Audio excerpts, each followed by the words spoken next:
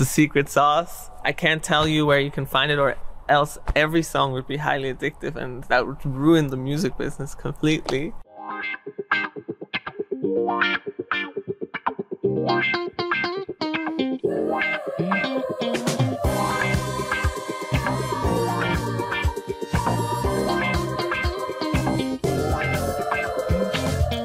Hello and welcome back to Toni Talks. My name is Lea. I work for ZHdK Communications, and this is a special episode because last weekend Swiss artist Nemo won the Eurovision Song Contest representing Switzerland with their song named The Code. You know what? Nemo studied at ZHdK. In April I got the chance to speak to Nemo at Toni because they chose our organ room on floor 7 to record a special version of the winning song. I will link you the making of reel and music video in the show notes, or check out our Instagram channel ZHdK Campus. Now find out why Nemo studied only 1 year and what their biggest learning was during their time at ZHdK. Ready? Ton laut, läuft.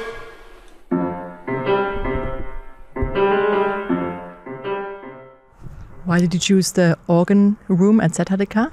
I think it's one of the coolest rooms we have in Switzerland when it comes to music, and maybe in general. I just feel like the architecture is so strange in a beautiful way, and I feel like a lot of people don't even know that we have a room like that in Switzerland. I think it would be cool to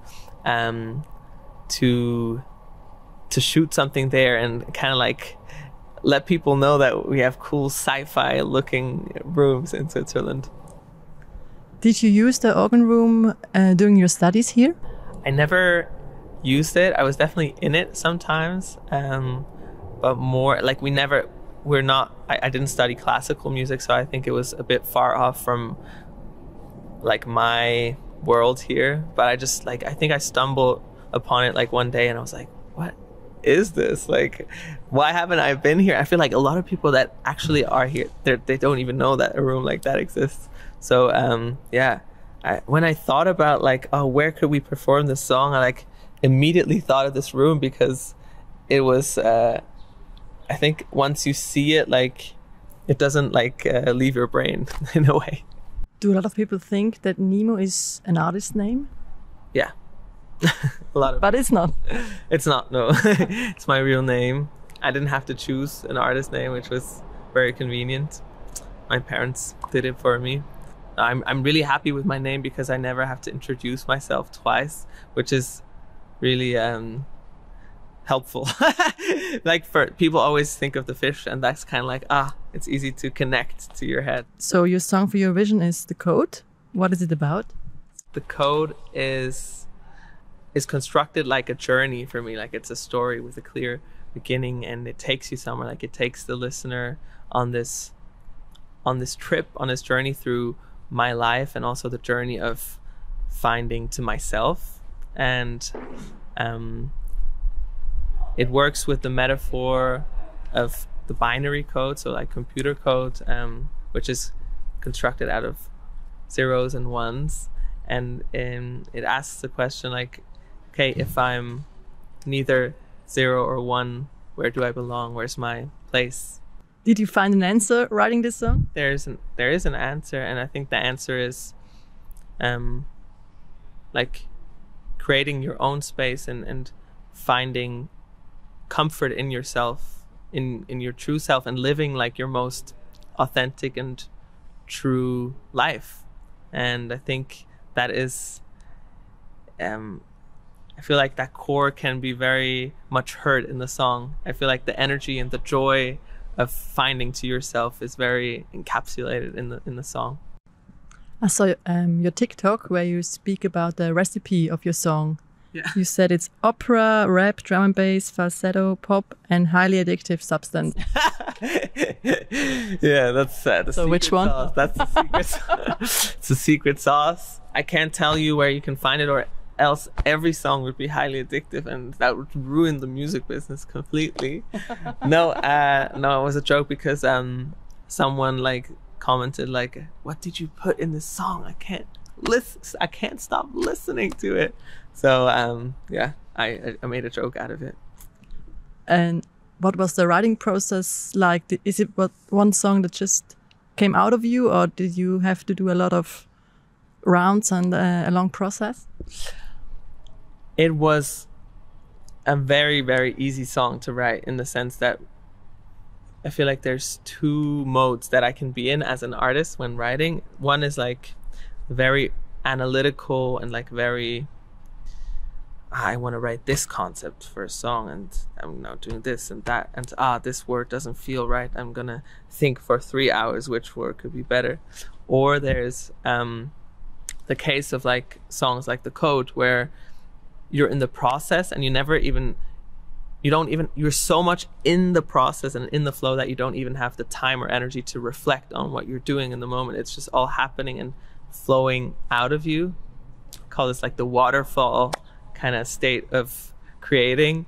And it was definitely that. Like, none of The Code like musically was like planned, or none of us had like the idea of like, oh, let's combine opera and rap and drum and bass all into one song. It happened in the moment, and I think that's what makes it work in the end. So you are going to Eurovision with this song. How does somebody become a Eurovision contestant? How does that work? Or how did it work for you?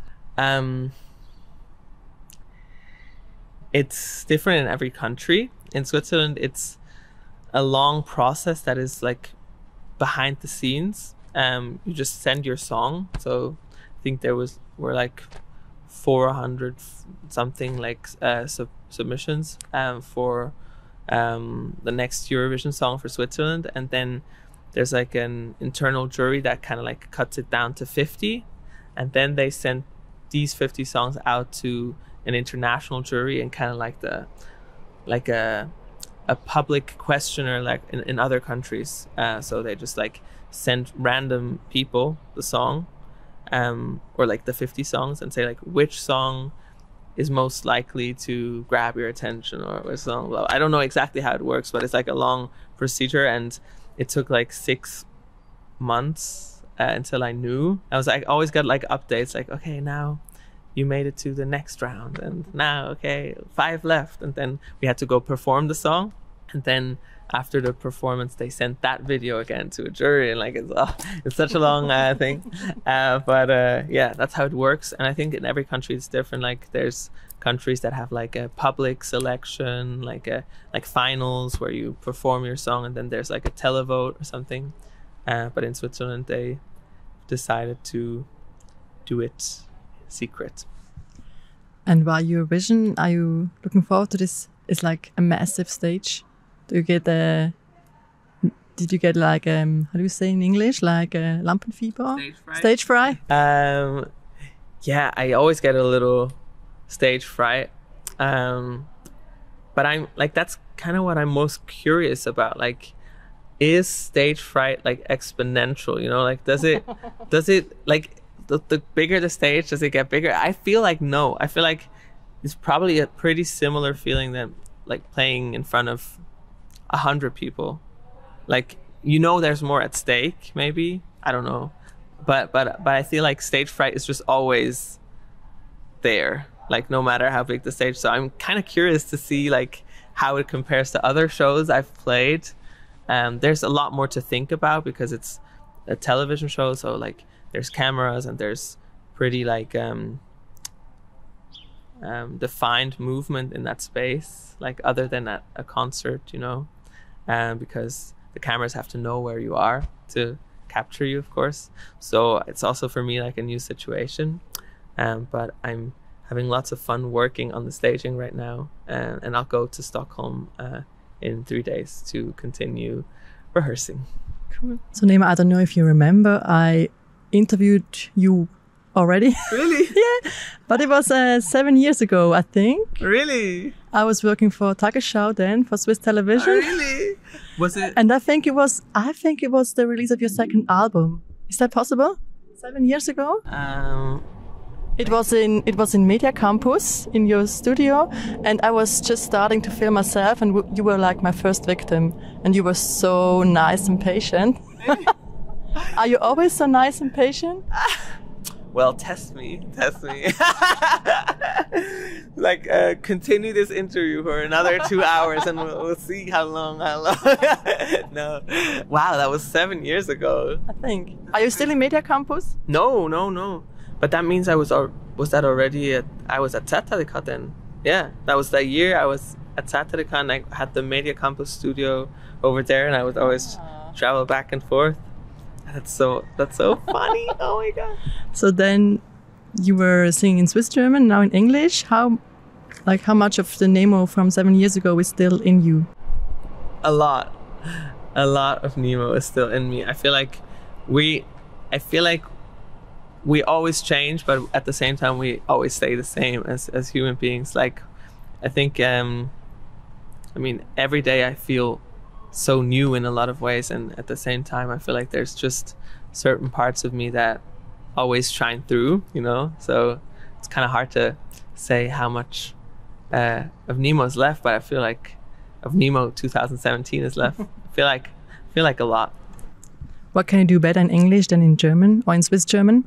What can I do better, like music wise? I don't think it's necessarily like better or worse in any case. I think it's just different, and both languages are a lot of fun to write in. English for me has opened up so many new doors, in the sense that I can live in another country, I can travel and connect and collaborate with more people and feel understood in more spaces, which is really nice.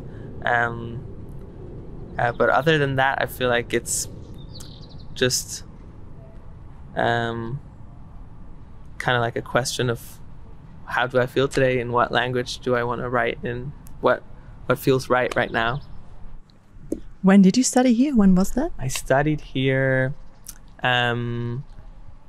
September 2017. I started studying here for 1 year, and then I stopped studying here.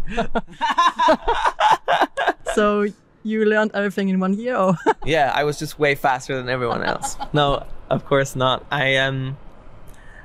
It was kind of hard for me to make enough time for the studies because I was already making music full time, and it was kind of like a decision: do I want to keep studying music, or do I just want to try to live from it now because it seems to work? And like, to really live from music and like only do music, it takes a lot. So I had to like make a decision, and that was in favor of just doing music because it presented itself as an opportunity to me then. So after a year I said goodbye, but now I'm here again. So what do you remember from your studies, like teachers or workshops that you did? I remember a lot of funny moments, also like moments of like kind of like tension with some teachers, because I was like I don't want to like be too in my head about music, and like analyze everything. I love music for music, and that was really funny because sometimes like that was kind of like a discrepancy, like and I remember lots of love from so many people, like in my class, but also teachers. Just a very warm community, and my year was a really, really good year, and I made a lot of friends that I still have now, so it's a lot of good memories. What was your favorite place at Toni? Probably the roof, I would say, or the cinema I really love, or the pool. No, there's no pool. Just kidding. That was a good idea. Yeah, I mean, I wouldn't be surprised at this point, like if there was a pool. Like, and then we have the space station as well. No, that's the organ room. That's the space station. So we can call it like the Nemo pool. The Nemo pool. Oh, okay, yeah, the aquarium. Yeah. What was difficult for you here during your studies? Was something difficult for you? Yeah, I think just kind of the question of like what really matters to me in music, and why am I doing music in the first place? Because I think the difficulty with a place where you study something, like especially when it comes to arts, is that you have like teachers, they have a certain view on things, and I feel like it's a challenge to find the balance in listening to those people, but at the same time also just find your own voice. Because like I feel like especially with music and arts, like you can't just recreate something that anyone tells you. You have to find your own voice in it, and I feel like that is a challenge when you're in a space where a lot of people have strong opinions about something. Yeah. So Eurovision, and then do you already know like what's the rest of the year gonna look like, or is it like a big surprise?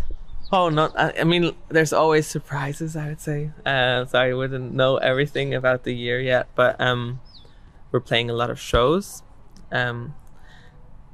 with my band, like festival shows in Switzerland, which is gonna be a lot of fun. And I'll put out new music, which I'm working on right now.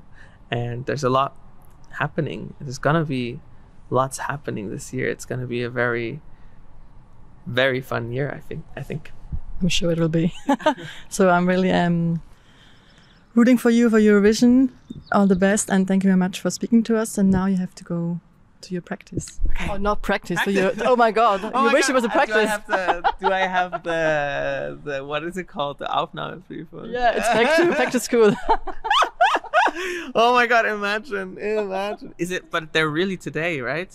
Yeah. Damn. Okay. I wouldn't want to be in that position right now. Like that makes me way more nervous than thinking about Eurovision. Honestly, like. Okay, it's the better option. ZHdK Aufnahmeprüfung. Oh my God. No. Thank you so much.